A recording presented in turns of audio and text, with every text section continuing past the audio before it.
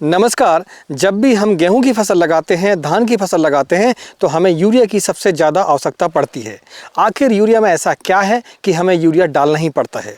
दूसरा ये कि यदि हमें यूरिया नहीं मिल पाती, जैसा कि अभी के समय पर हो रहा है, किसान भटक रहे हैं, लाइन पर लग रहे हैं, लेकिन उन्हें यूरिया पर्याप्त मात्रा पर नहीं मिल पा रही है। तो अब हम क्या करें, किसान क्या करें? ऐसा क्या उपाय है कि किसान नाइट्रोजन की पूर्ति अपनी गेहूँ की फसल पर कर पाए?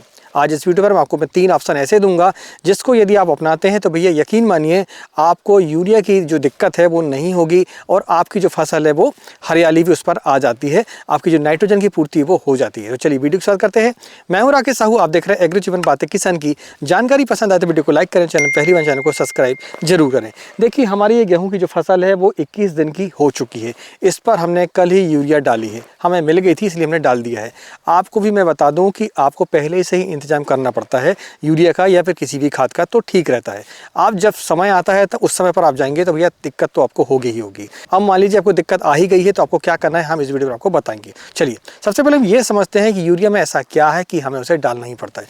देखिए, यूरिया पर 46% नाइट्रोजन होता है। अधिकतर आपको 45 kg का कट्टा आपको मिलता है। उसकी कीमत अगर हम देखें तो 270 रुपये है, लेकिन आपको वह 400, 500, 600 रुपये पर भी मिलता है इस समय पर जब उसकी शॉर्टेज होती है।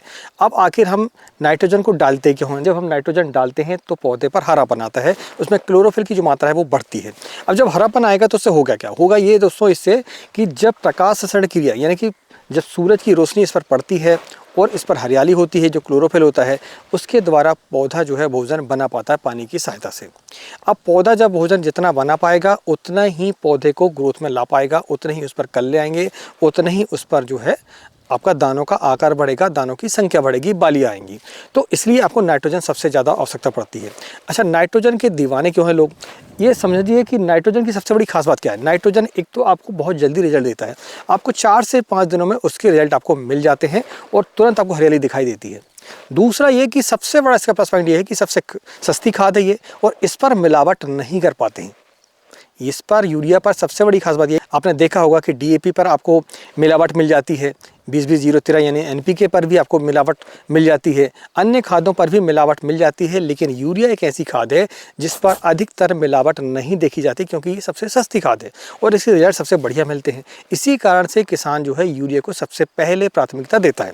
हालांकि यूरिया अकेले से कुछ नहीं होता है, इसमें हमें फास्फोरस देना पड़ेगा, पोटास देना पड़ेगा, जिंक वगैरह भी देना पड़ता है, सल्फेट की मात्रा भी आपको देनी पड़ती है, मिक्स माइक्रोन्यूट्रिएंट भी आपको देना पड़ता है, तब जाकर कहीं आपकी फसल जो है अच्छे से बन पाती है। अब हम ये समझते हैं कि जब आपको यूरिया नहीं मिल पाती है तो आपको कौन से जो ऑप्शन है वो आपके पास में है, क्या आप डालें कि ताकि आपकी नाइट्रोजन की पूर्ति हो जाए।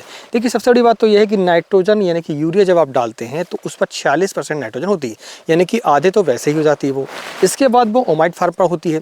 ओमाइड फार्म होने के बाद इसमें अमोनियम फार्म आता है। अमोनियम फार्म होने के बाद फिर नाइट्रेट फार्म पर आता है, तब जाकर पौधा उसे अपटेक कर पाता है।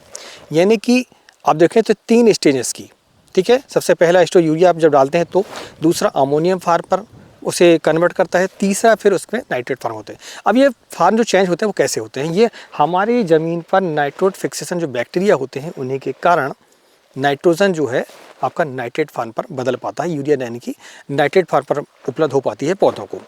पौधा सीधे यूरिया को अपटेक नहीं कर पाता है, ये आप समझे पहले। इसलिए आपकी ज़मीन पर कार्बन चाहिए, यानी कि जो जीवाश्म है वो आपके चाहिए, जो बैक्टीरिया है वो चाहिए, तब जाकर कहीं आपकी कोई भी आप खाद डालते हैं, आप एनपीके के बैक्टीरिया सारे होते हैं उपलब्ध, वही जो है इसे उपलब्ध फार्म पर पौधे को पहुंचा पाते हैं, तब जाकर आपका पौधे को उसके रिजल्ट मिलते हैं, पौधा अपटेक कर पाता है।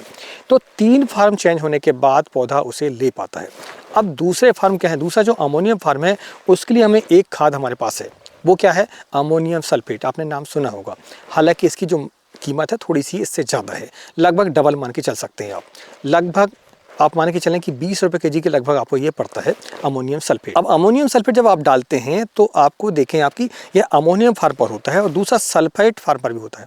अमोनियम तो होता ही है, साथ में सल्फेट फार्म पर भी होता है। तो इससे होता ये कि आपका जो एक स्टेज था वो आपका बच जाता है। कौन सा? आपका जो यूरिया डालते थे फिर अमोनियम बनता था, तो पौधे को जो है वो अमोनियम फार्म पर मिल जाता है और दूसरा साथ में सल्फेट होने के कारण सल्फर भी पौधे को मिल जाता है। इससे डबल फायदे होते हैं। डबल फायदे ये होते हैं कि सल्फर मिलता है तो पौधे पर गर्माहट रहती है, ज़मीन पर गर्माहट रहती है, तो पौधा जो है आपकी बढ़वार लेता है, उस पर जो फंगस हैं वो भी आपके कंट्रोल होते हैं। और तीसरा सेकंड फार्म पर होने के कारण आपका जो पौधा है इसे और जल्दी अपटेक कर पाता है। तो आप अमोनियम सल्फेट को इस समय पर यूरिया की अपेक्षा डाल सकते हैं। मात्रा आपको अधिक करनी है। जहां आप 1 कट्टा डाल रहे थे वहां आप 25 केजी 20 केजी डालेंगे तो भी आपको उतने ही रिजल्ट उसके मिलेंगे। दूसरे ऑप्शन में देखें तो कैल्शियम नाइट्रेट है, हालांकि थोड़ा सा ये महंगा पड़ता है। जिस आपकी फार्म पर ले पाता है हम डायरेक्ट उसे नाइट्रेट फार्म पर देते हैं तो इसके रिजल्ट और जल्दी आपको मिलते हैं। साथ में कैल्शियम इस पर मिलता है तो उसके अलग फ़ायदे मिलते हैं, जैसे कि रूट रॉट वगैरह की जो समस्या आती है वो आपकी नहीं आती है। कैल्शियम मिलने से पौधे को काफ़ी फ़ायदे होते हैं, दानों पर चमक आती है। तो आप कैल्शियम नाइट्रेट को भी डाल सकते हैं, लेकिन इसके जो रेट हैं आपके लगभग आप मान के चलें कि 80 रुपये केजी आपको मिलता ही है, लगभग 80 रुपये केजी। लेकिन इसके रिजल्ट जो है, जहां आप 1 कट्टा यूरिया डालेंगे वहां पर आपको 5 केजी से लेकर 10 केजी पर उतने रिजल्ट इसके मिल जाते हैं। तो थोड़ा सा महंगा है, लेकिन यूरिया नहीं मिल पाती है तो आप इसका उपयोग भी कर सकते हैं। तीसरा ऑप्शन क्या है? तीसरा ऑप्शन सबसे बढ़िया ऑप्शन है भैया। अगर नहीं मिल पाता है कुछ तो आप क्या करें, जो NPK होता है हमारा, इसमें 19-19-19 इसका स्प्रे भी आप कर सकते हैं। दूसरा ये कि यदि आप स्प्रिंकलर सिंचाई करते हैं, यदि स्प्रिंकलर सिंचाई करते हैं तो आप जो 1 कट्टा खाद डाल रहे थे वो आप क्या करें, वेंचुरी जो कि हम सब्जी वर्गीय खेती पर इस्तेमाल करते हैं, आप भी गेहूं वर्गीय फसल यानी कि अनाज वर्गीय जो फसलें हैं उन पर भी वेंचुरी का इस्तेमाल करके यूरिया ही की बात कर रहे हैं हम, या फिर अमोनियम सल्फेट को या फिर कैल्शियम नाइट्रेट को स्प्रे के माध्यम से दे सकते हैं बहुत आसानी से। आपको सिर्फ वेंचुरी लगानी है। उस पर क्या काम करेंगे, 200 लीटर की टंकी पर आप चाहें तो 5 केजी यूरिया का स्प्रे कर सकते हैं घोलकर। दूसरा अमोनियम सल्फेट का स्प्रे कर सकते हैं 2 से लेकर 3 किलो तक।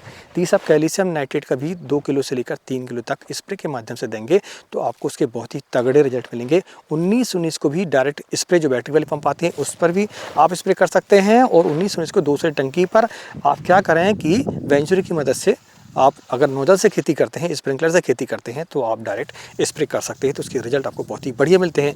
यदि आप खुला पानी चलाते हैं भैया तो उसके लिए आपको फिर स्प्रे करना पड़ेगा बैटरी वाले पंप से। कैल्शियम नाइट्रेट का भी स्प्रे हो जाता है, उसकी जो मात्रा है आपकी 100 ग्राम आपको लेना पड़ेगा प्रति पंप के हिसाब से। इसके अलावा आप 19-19 की जो मात्रा है वो भी आप 100 ग्राम प्रति पंप के हिसाब से यदि स्प्रे करते हैं तो आपको बहुत ही बढ़िया रिजल्ट मिलते हैं। यूरिया कम मिलती है, मान लीजिए आपकी ज़रूरत है 10 बोरी की तो आप क्या करें, 10 बोरी की जगह में 5 बोरी ले लें। 5 बोरी के साथ में आप अमोनियम सल्फेट को मिक्स करके डाल सकते हैं, या फिर कैल्शियम नाइट्रेट को भी आप मिक्स करके उसका छिड़काव कर सकते हैं, या फिर 19-19 की मात्रा को भी मिलाकर उस पर स्प्रे या फिर छिड़काव आप कर सकते हैं। तो इस तरीके से आप जो है अपनी फसल पर नाइट्रोजन की पूर्ति कर सकते हैं।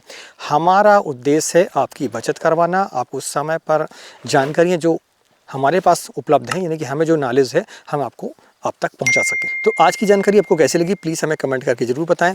मिलते हैं एक नई वीडियो में एक नई जानकारी के साथ। तब तक नमस्कार, जय हिंद, जय किसान, जय जवान।